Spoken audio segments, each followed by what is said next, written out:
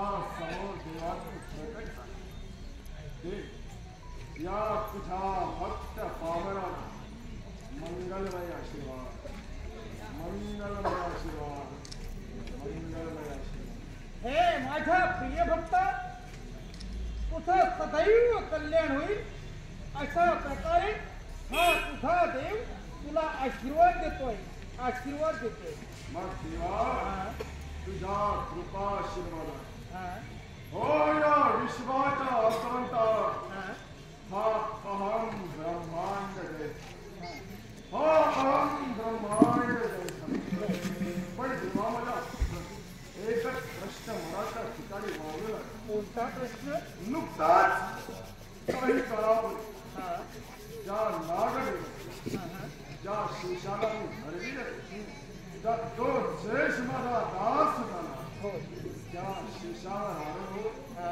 तेव्हा माझ्या नेत्रासमोर तू काय याचा अर्थ तरी काय समजा. मग यावेळी जेव्हा सत्यलोकामध्ये ब्रह्मा ध्यानस्थ बसले असतात, त्यांच्या श्वासातून एक पुरुष निर्माण झाला. त्याचं नाव मायाकर ठेवून ब्रह्मदेवाने त्याला अभय प्रदान केलं. दानवांचा प्रमुख विप्रचितीने त्याचं मन वळविलं आणि गरुकुलाचे गुरु शुक्राचार्य यांच्याकरवी त्याचा राज्याभिषेक केला. मायावी असलेल्या मायाकराने साऱ्यांना जिंकलं. शेवटी पाताळातील नागांना सुद्धा जिंकलं. हे पाहून या शेषाला फार मोठं दुःख झालं. हा शेष म्हणजे कोणी सामान्य नव्हे. तेव्हा ही सृष्टी निर्माण झाली, तेव्हा या सृष्टीचं रक्षण या शेषाने आपल्या डोईवर घेऊन केलं.